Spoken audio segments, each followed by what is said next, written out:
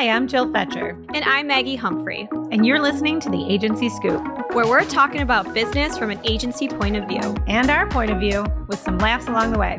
Don't forget to subscribe and tune in every month for the latest scoop.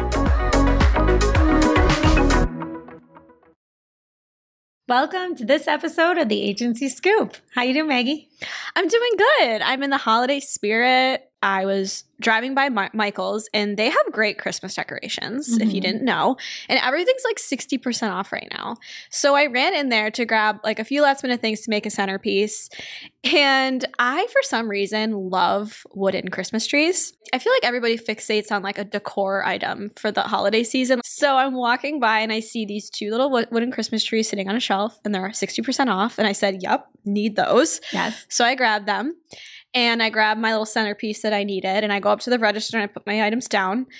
And the girl checking me out picks up one of the Christmas trees and goes to scan the bottom on the price tag. She jumps and goes, "Oh, did you see the sticker that's on the bottom of this?" I was like, "What are you talking about?" And she like flashes it at me, and I see like a yellow sticker, but I couldn't read what it says. And she like looks at it and then peels the sticker off. And I was like, "What did it say?" And she goes, "It said something very inappropriate." And I was like, "I'm sorry?" And essentially the sticker said something along the lines of, "This Christmas tree could be used for something inappropriate." Oh, no. And I was like, "What?"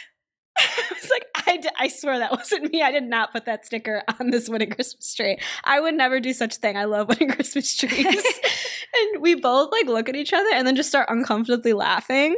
And I was like, you know what's weird? More weird than the sticker is that there's a person out there with the roll of these stickers just going around and putting them on random holiday merchandise. And did they have them printed? That's what I'm saying. Like, did you get these custom printed? Did you order these online from somewhere? Stickermule.com. We'll contact those guys. We're going to get to the bottom of it. Yeah, we need to figure this out.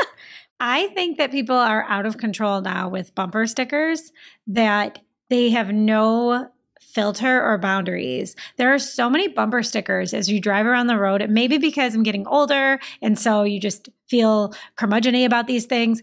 But I don't remember when I was a kid riding around in my parents' car and seeing swear words on bumper stickers everywhere. Aggressive. There are a lot of swear words, a lot of like swear words with the president, swear words with, different topics, and a lot of political statements, which I get, probably kids don't get it, but a lot of very, very aggressive bumper stickers and car decals these days. And I just think every year it's getting worse and worse. And I don't know. Can we just be nicer?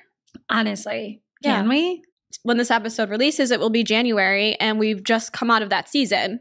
Everybody in that shopping mindset looking for deals. I found some really interesting insights, kind of a peek into consumer shopping trends. With inflation on a rise, obviously, people's shopping trends are changing. And I think it's important to take note of that, and very interesting, especially coming from a marketer myself. But I found some interesting stats, including nearly 9 out of 10 consumers expect inflation to have an impact on their spending. So who's that 1 out of 10?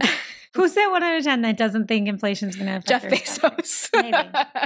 Yeah. And that's actually up 40% from last year. So people going into this past holiday season already knew things are going to look different this year. They're already planning out their shopping habits for the year. Maybe they're looking for specific deals.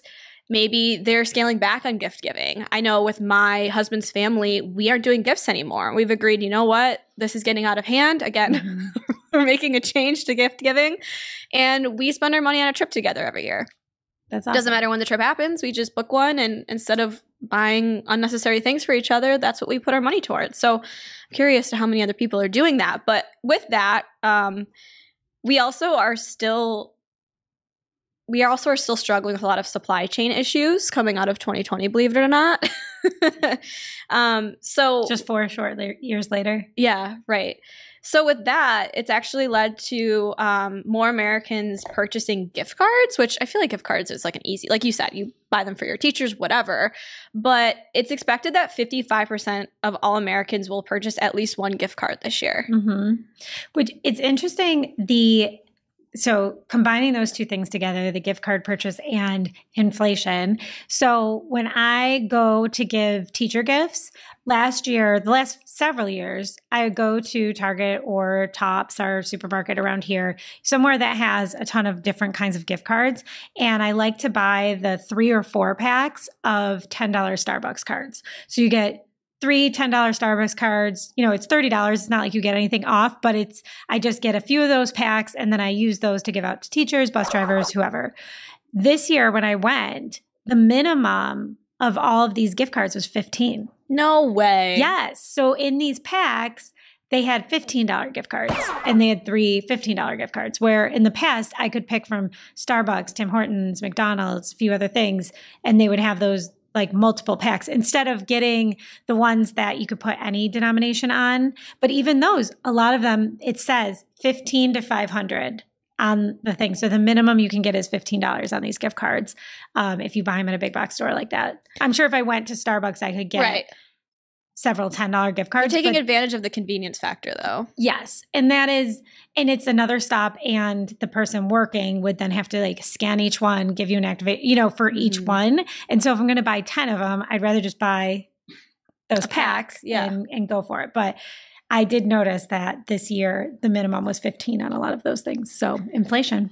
It's plus gift cards. It's crazy. Even like the Black Friday sales this year, I feel like weren't great. Like I saw a TikTok where someone was showing like the pricing of an item and it had like the Black Friday price tag on it and they took it off and the regular price was the exact same. Yes. And they went around to like every item in Target and did that and it was the same price. Consumers will continue holiday shopping into January, which makes a lot of sense. It says 32% of consumers plan to shop the week after Christmas, and 45% of consumers plan to shop in January to take advantage of those post-holiday sales. Yeah, it'll be interesting to see throughout this month how these sales pop up and what kinds of sales they are. If they're the same types of items, if there's other items that are more on sale in the first quarter than are in sale in the fourth quarter. Because I'm not really sure about seasonality and trends in that way, but I could see that happening. I used to work for a company that we would have our holiday party in January because everyone's November, December was so busy that it was really hard to find days or nights that everyone could do it and their spouses could do it and they didn't have something else going on. And so we used to have our holiday party in the middle of January and nobody has anything going on. But I could see this being like, I would love to say to my in-laws, let's do Christmas in the middle of January and then buy them a gift on discount after the holidays. Yeah, that's smart. We should start doing that. Let's just start pushing all these parties back. Make it really stretch it out next year. Remind me. I agree. Instead of, it's just, but then it's funny how the holiday season continues to just expand. Because growing up, I mean, there's always those people who are like, oh, it's November, it's Christmas. But I feel like when I was growing up, November was really Thanksgiving, all of November. And then once Thanksgiving happened, it was Christmas. And there's people that still think that way. But I feel like with the box stores now and like online stores, everything's Christmas as soon as November comes around. And now we're bleeding into January. Sometimes even earlier. Yeah. It's just going to be Christmas all year round in like 20 years. Yeah. Hey, Maggie, let's give our listeners a peek behind the curtain. You mean like a look into what we're actually doing? Yeah, let's do it. Okay. So one of the things that has happened in the last month or so, we had a new client come on board and we realized in going through some things with them, some campaigns with them, that they were not willing to give us access to a lot of things or give us the tools that we need to do our job.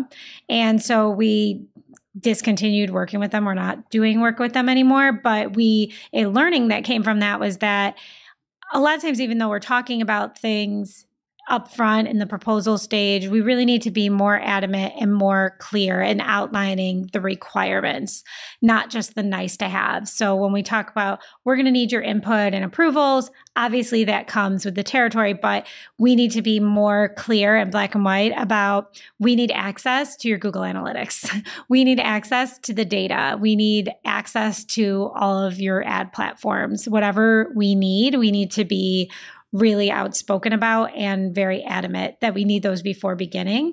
Because what we learned was there are always going to be people, sometimes lawyers, regulatory compliance people that don't want to give you access to their data as a third-party vendor. And I get that. And that might be their culture and that's fine. But then we can't do our jobs without the right data. We can't be successful if we don't have the tools. Exactly. So if we can't influence, if we need access to something to influence our job and our decision-making, we need that. And so we need to be clear upfront about that. And that was a good learning. It was a little frustrating, but it was a month and we're out of it and we're moving on to the moving next. Forward. Yes. So, but even things like brand guidelines or other things like words you can't say. That's something that we've been talking about a lot lately with our clients, where we're writing copy and then they gave us input for it. And they go to review it and they're like, oh, we never say this word and we can never say this word and also never say this phrase and do that. And a lot of times we ask for the things like, give us guidance, give us your brand guidelines, give us these requirements. But now we are specifically asking, what can we not say? What are your negative requirements, right? Yeah.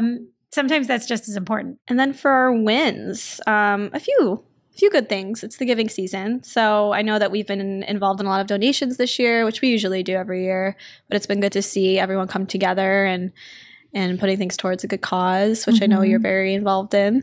Yeah, it was a lot of fun. We collected donations we did an adopt a family here in Buffalo, and they gave us the ages and sizes and wish lists of the children in the family, and we were able to purchase a lot of items for them. And some people pooled their money together and bought a bigger item. Some people just brought in things. And so it was really nice that we were able to do that. And that's a lot of fun. And even just seeing the cubicle where we had the things, it was like, oh, when you bring in your donations, place them here. And to see that pile grow throughout the month before they collected them, it's just nice to see everybody participating and to feel good that we're doing some good. Yeah, absolutely.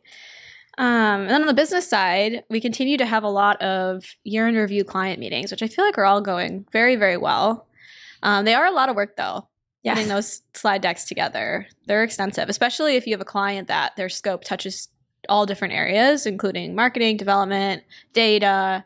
It's extensive. So something that our team developed was really just streamlining that process and creating a new template that's just a very basic template, but any of the marketing team can go in and dupe it and essentially switch out the copy and the content, maybe even the colors to kind of align with the client's brand, our brand, whatever. But it just really saves us a lot of time. Yeah.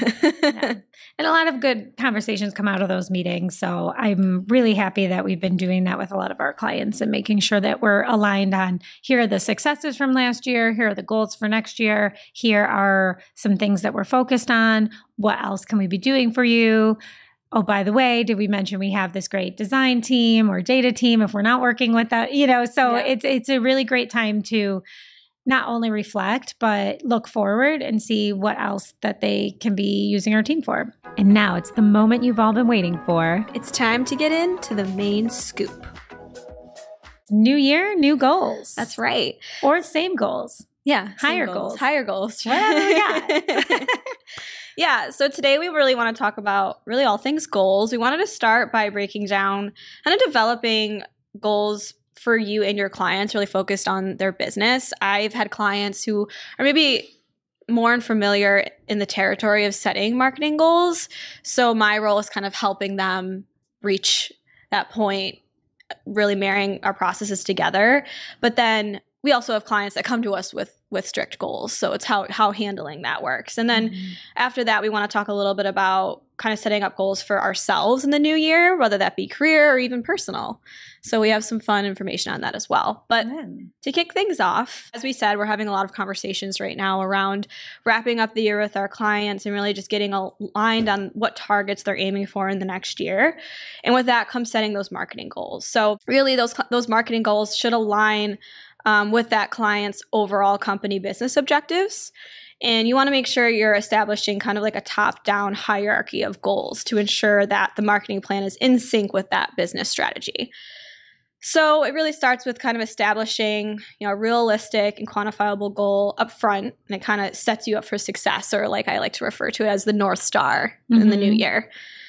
So I kind of have some best practices with goal setting, and it kind of seems pretty straightforward, but I think sometimes clients and even myself as like an account lead or whatever can overcomplicate it a little bit and kind of think too much into it. And sometimes it just helps to take a step back and regroup and bring it all back to SMART goals. I love SMART goals. I use it a lot. And again, SMART goals stands for specific, measurable, attainable, relevant, and time bound.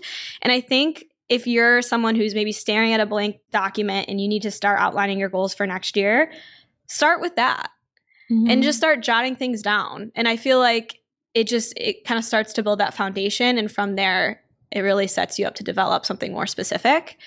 Some other ones that I found that I know some folks have used that are helpful to them are clear goals. So that's a little bit different than SMART goals. It's collaborative, limited, emotional, appreciable, and refinable. That one just feels a little too it's a lot wishy-washy. It is. I think I'm more of a SMART goals girl. Wow, that's hard to say. Same. A smart goals gal. There you go. And then this one I thought was really interesting too. It's the OKRs. So that stands for objective. So you want to identify 3 to 5 objectives that are qualitative, time-bound, and actionable. So it's kind of like a step further than SMART goals. So it's like maybe start with SMART goals and then kind of transition to the OKRs. And then you want to identify your key results, which is quantify each objective and set 3 to 5 results that are based upon measurable outcomes. So just some ways to take a step back and start from square one. And if you're struggling in that area, I think kind of starting with the basics can be helpful. Yeah. I always think about SMART goals when I'm thinking about anybody's goals. I tend to do this myself. And so I always try to check myself and saying, okay, my goal is to grow more in this or to have more business or whatever that is. And then I'm constantly like, Jill, that's not specific.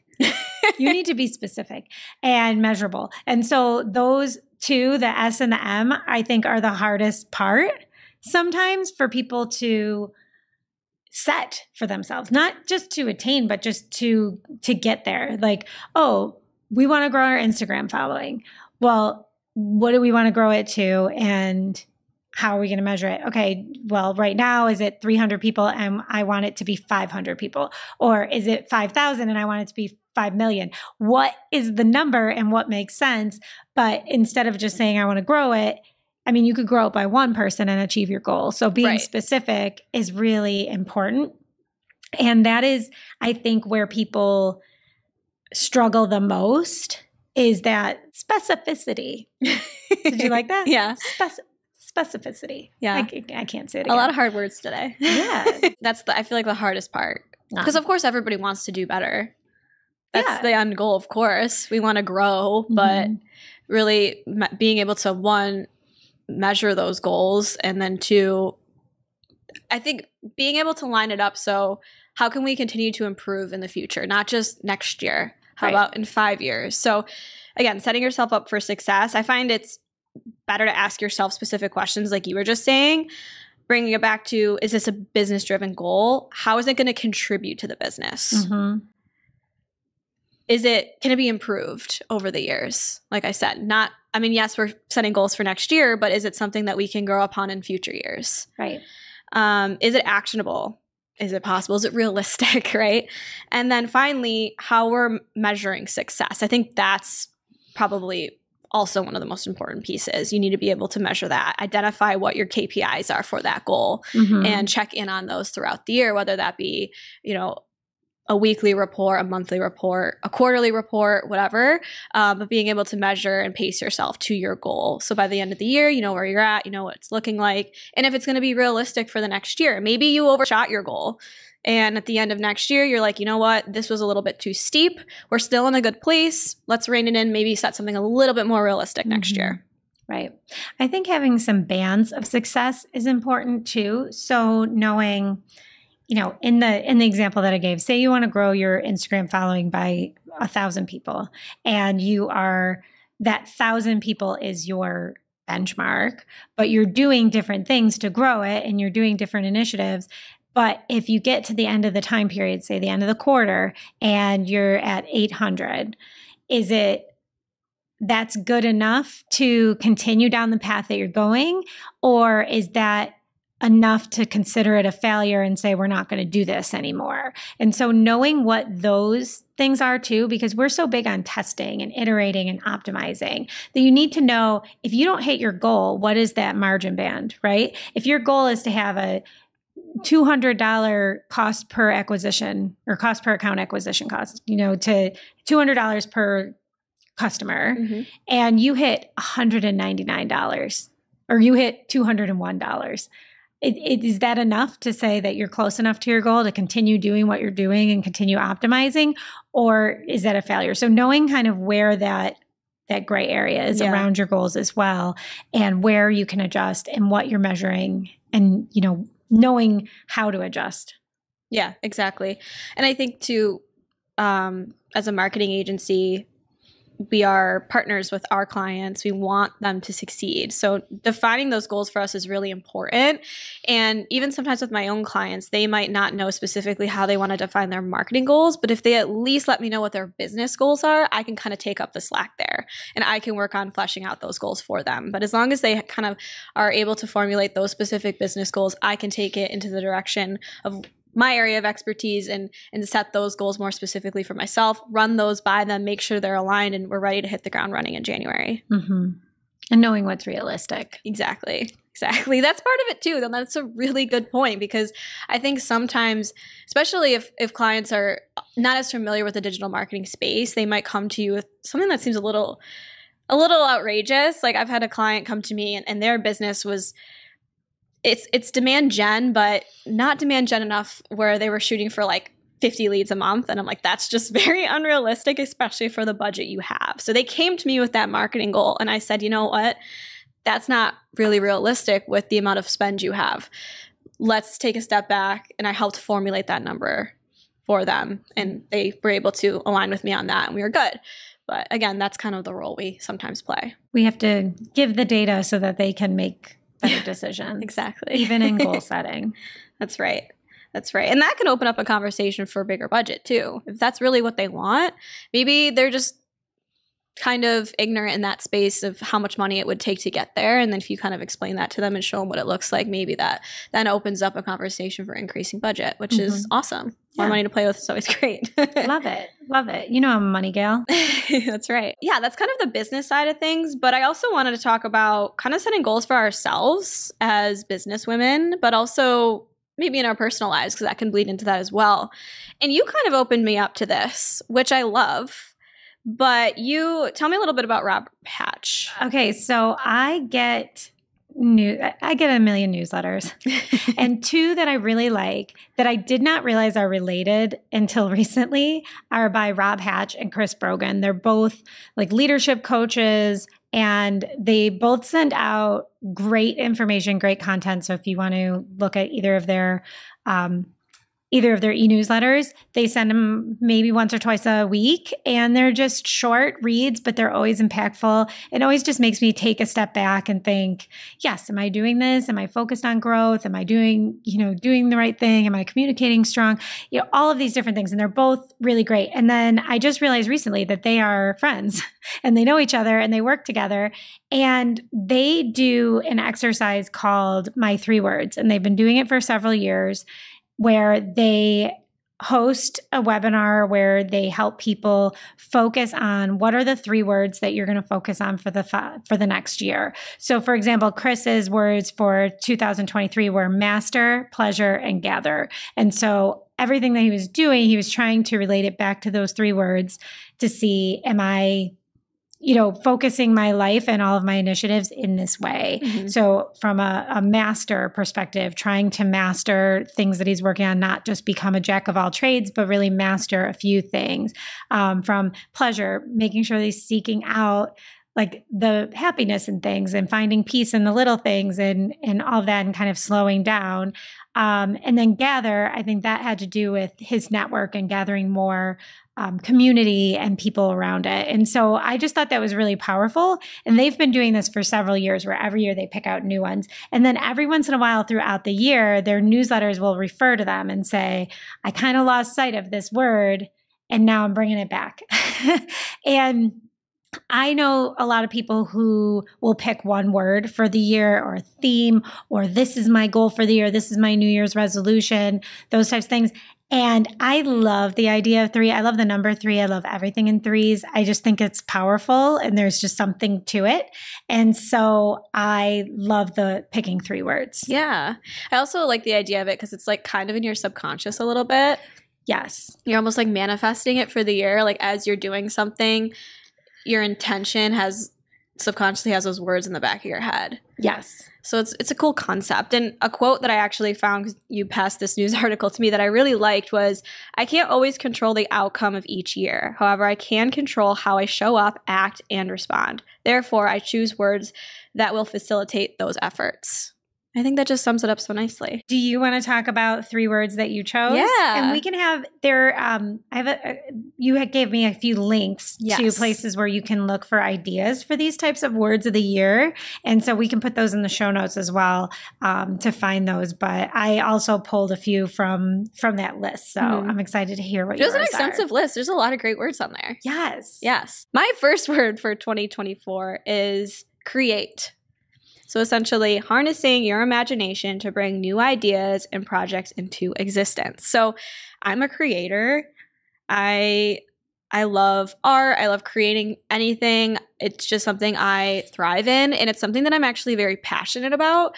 So whenever I find myself in a state where I'm lacking creativity, I really feel like something's missing. And that happened a few times to me in 2023, where I just kind of was in like a lull. Like the day-to-day, I was just feeling very mundane. I was just really missing something. So I want to make sure in 2024 that I am putting that top of mind and making sure I'm finding something I want to be passionate about, whether that's writing about something, whether that's doing something art related. I love to draw, I love to paint, or maybe it's rearranging a room in my house. Maybe it's doing something in the office. It could be anything.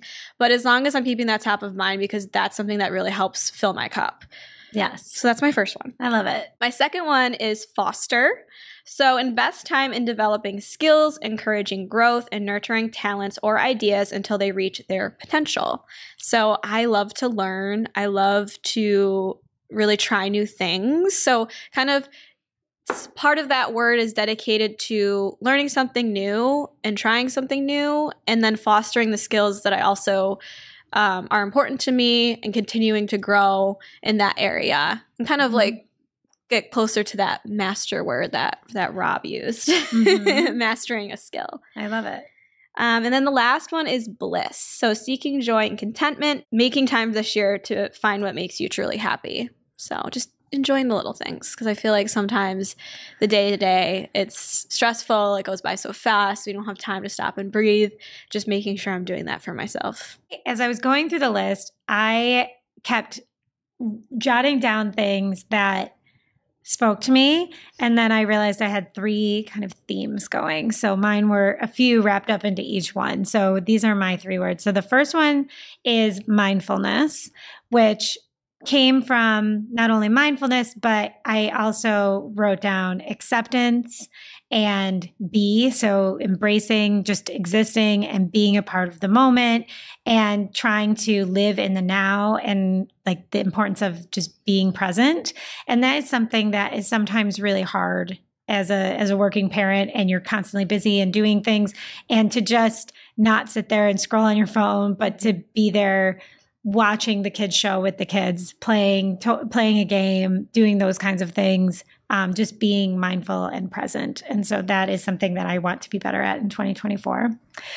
My second one was focus. And this also came out of declutter was one, and direction. So channeling my energy and my attention on specific goals, and clarifying my priorities, and just decluttering not only stuff, but just what I'm doing.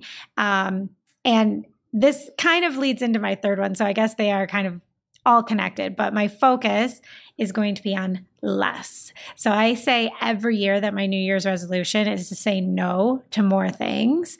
And so I really want to embrace more simplicity and setting boundaries and saying no to the time commitments that I don't need, to activities that I constantly volunteer for things that I don't have time to do.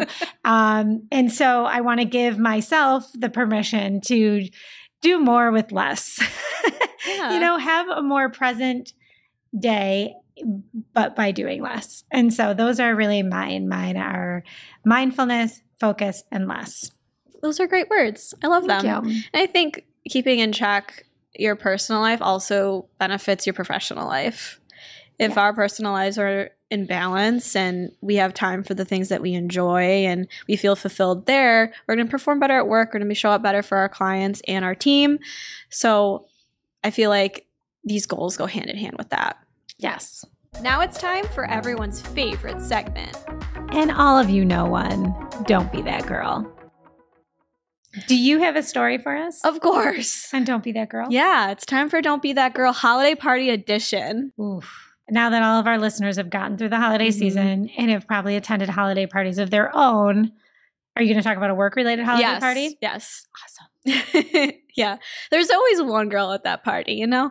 I will say I was scouring Reddit to find a good story for this, and there's a lot of very inappropriate office holiday stories on Reddit, and they are funny, but I really had to – it was hard to find one that I could share on the podcast. I'll say that. Okay, so this Reddit story is called Swimming with the Sharks. It was edited slightly to make it work appropriate, but it was brought to us by Reddit user Not Von Brat. We had our holiday party on a barge whose top floor was rented out to a different company. One of the female partygoers from the party had way too much to drink before the meal was even served. Between dinner and dessert, she stumbled down the flights of stairs. The next thing you know, I heard her screaming, "Fine then, I'll just go," and jumped overboard into the waters we all knew were shark infested. Her date, knowing there was no way she could survive even how drunk she was, not even considering the sharks, emptied out his pockets and jumped in after her. They had to stop the barge, call the police, and end the trip for the rest of us. No idea what happened to the jumpers, and I didn't get any dessert, but at least I have a good story to tell. That is crazy. And it wasn't even this person's company. It was a different company in the same venue. Mm-hmm. Wow. We need to move somewhere warmer so we can have a barge party. That'd be so fun. No men overboard, though. Or women. No. Luckily, our holiday party was in the upstairs at a bar, at a brewery, and nobody fell down the stairs. No one fell down the stairs. Everyone behaved themselves. Yeah. But I feel like there's always one employee that that gets overserved at every holiday party, and just don't be that girl. Right? Don't be that girl, especially at the party. Maybe at the after party. After party's fine. You leave and go for drinks after the party with a few other people. I will say, after our holiday party this year, we went for just one more with a few of the other associates here. And I was not that girl. I didn't jump into shark-infested waters. But the next day, I definitely felt it. Said I didn't need to go for that one more. Yeah, you always feel it the next day. That's for sure. I was good. I had a long drive home. So yeah, I was drinking waters all night. Oh, man. No shark-infested waters for me. Oh, my gosh. That's crazy. Well, if you have a good story, send it in to us. Yes. We'd love to share your Don't Be That Girl stories. They don't have to be about jumping over a ship. It can be about anything work-related. That's a good story you want to share. We'll keep it anonymous, too. Yes. But we'd love to hear from you. And that's it for this month's episode of the Agency Scoop. Thank you so much for tuning in, and we'll see you next time. See ya. Thanks for listening to the Agency Scoop. The Agency Scoop is produced by Cypress North, a digital agency in Buffalo, New York. Our producer is Greg Finn. Our editor is Eric Barnes. Our graphics are by Sammy Hansen. Don't forget to subscribe on YouTube, Spotify, and anywhere you get your podcasts. You can also follow us on Twitter, Instagram, and LinkedIn to share your thoughts about the episode and give us ideas for future topics. We'll see you next time.